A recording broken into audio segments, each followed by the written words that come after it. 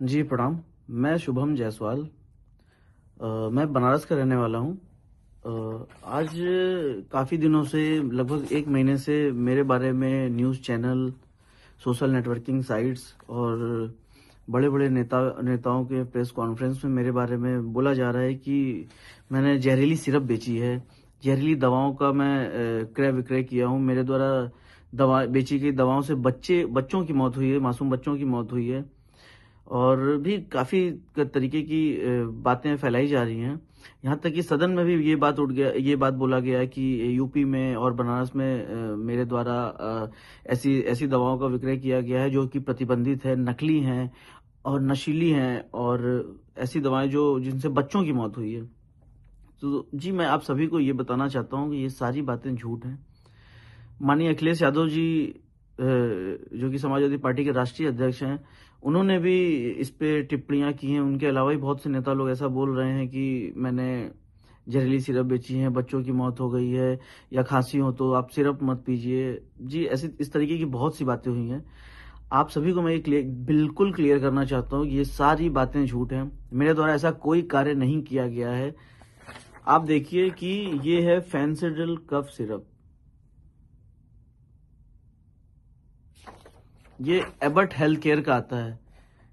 Abbott health care एक multinational company है। जी, आपको मैं बता दूं कि फेंसिडिल कफ सिरप ना ही प्रतिबंधित है, ना ही जहरीली है, ना ही किसी भी तरह की नारकोटिक श्रेणी में आती है। आप, मेरे पास डॉक्यूमेंट्स हैं इससे रिलेटेड जो भारत सरकार ने जारी किए हुए हैं। ये एक सामान्य श्रेणी की दवा है जिसको कफ होने पे यूज करते हैं। आपको मैं ये भी दिखाना चाहता हूं, जो बच्चों की मौत हुई थी,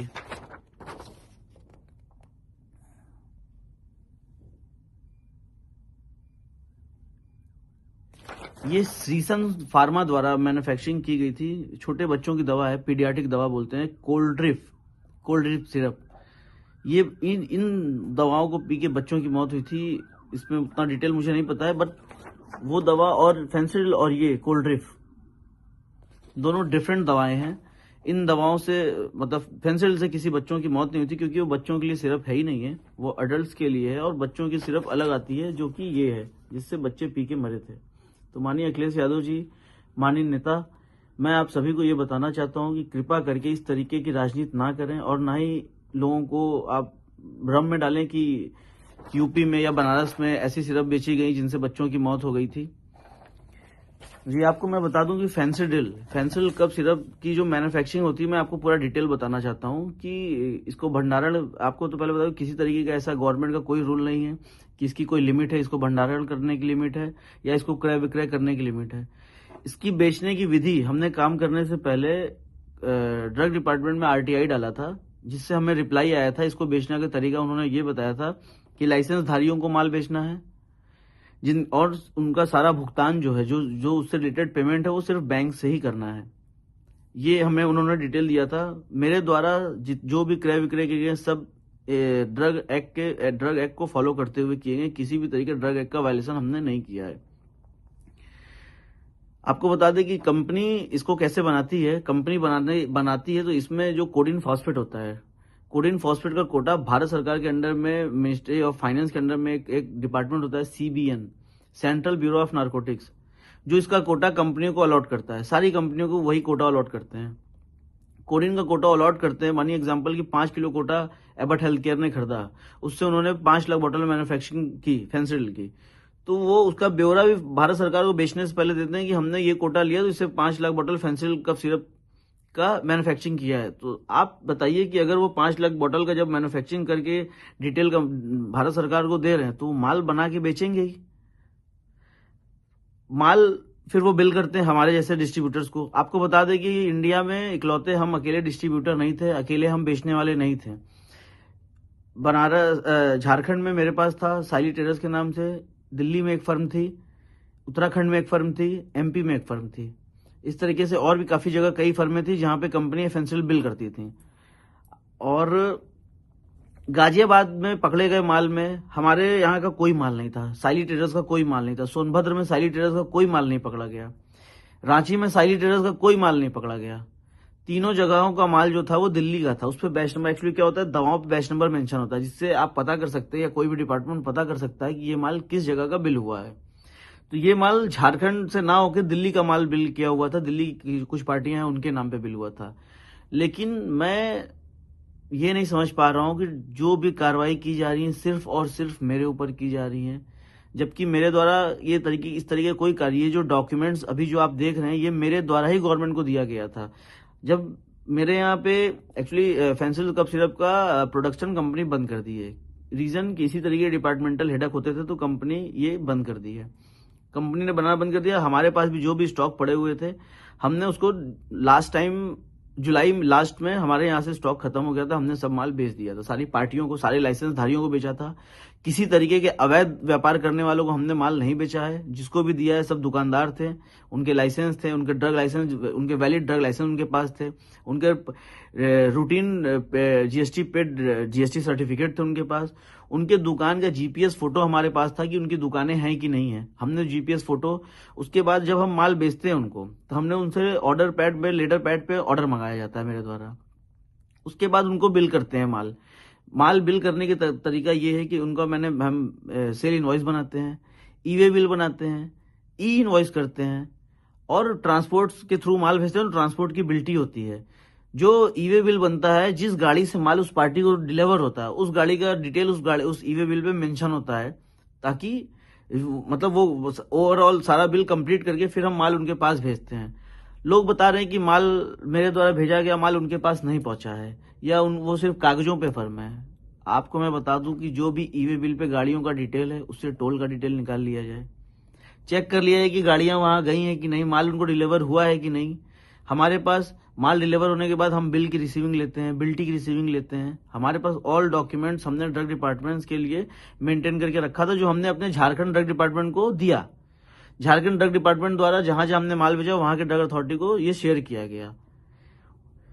उसके बाद जहां जहां हमने माल बेचा था वहां वहां हमारे खिलाफ मुकदमा ड्रग डिपार्टमेंट द्वारा लिखवाया गया और एनडीपीएस में मुकदमे लिखवाए गए, 420 में मुकदमे लिखवाए गए। बनारस, जौनपुर, चंदौली, गाजीपुर, सोनभद्र, हर जगह हमारे खिलाफ मुकदमे लिखवा दिए गए हैं। आपको मैं बता दूं कि मेरा किसी तरीके का या मेरी फैमिली का किसी तरीके का कोई भी आपराधिक हिस्ट्री नहीं रहा है, क्योंकि हम एक व्यवसायी परिवार से बिलोंग किए हैं और हम सिर्फ व्यवसाय किए हैं। एक दवा व्यवसायी होने के नाते हमने फेंसिल जिस तरीके से बेचा उस तरीके से बाकी प्रोडक्ट्स भी हमने बेचे हैं। उसका डेटा कोई नहीं दे रहा। 100 करोड़ की बात की जा रही है, 100 करोड़ का माल खपा दिया गया, माल बेच दिया गया। जी हाँ, बिल्कुल हमने माल बेचा है, क्योंकि कंपनी बना रही है तो हम लेंगे। अगर हमको दोषी बनाया जा रहा है तो कंपनी दोषी क्यों नहीं है? जिस तरीके से कंपनी ने हमको माल दिया उस तरीके से हमने आगे पार्टियों को बेचा है और किसी को भी हमने माल बेच दिया, हम उनसे पेमेंट लेने के हकदार है ना, कि वो माल का क्या कर रहे हैं उसका डिटेल हम नहीं दे सकते हैं या हम नहीं ले सकते हैं उनसे। गाजियाबाद, सोनभद्र में भी मुकदमा हमारे खिलाफ लिखा दिया गया। गाजियाबाद में आपको बता दें कि गाजियाबाद में जो भी अभियुक्त पकड़ा गया माल के साथ, सौरभ त्यागी से मेरा कोई संबंध नहीं था, लेकिन ड्रग डिपार्टमेंट्स के कुछ अधिकारी जबरदस्ती मेरा नाम लिखवा दिए थे, क्योंकि वो मुझसे पैसे की डिमांड करते थे और मैंने पैसे देने से हमेशा मना किया, क्योंकि पैसे वो देते हैं जो गलत काम करते हैं। मेरे द्वारा किसी तरीके कोई गलत काम नहीं किया गया था। ड्रग डिपार्टमेंट्स के बड़े अधिकारी जो हैं उन्होंने जबरदस्ती मेरा नाम वहां फोन करके लिखवाया। बनारस में ड्रग डिपार्टमेंट के अधिकारी मेरा नाम जबरदस्ती फोन करके लिखवाया लखनऊ से। मेरे द्वारा किसी तरीके का काम नहीं किया। बाकी जितनी गाजियाबाद में माल पकड़े गए, गाजियाबाद में किसी तरीके की कोई जांच नहीं हो रही। क्यों नहीं हो रही आप बताइए?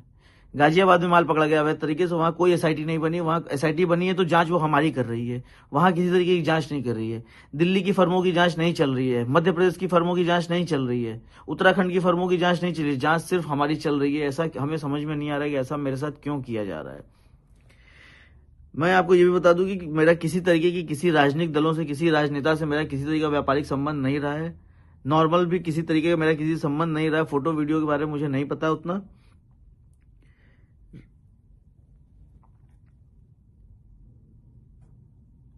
और एक और छोटी सी बात बताना चाहता हूँ। ये राजा ज्योति आनंद सिंह एक हमारे मित्र रहे हैं, हमारे साथी रहे हैं।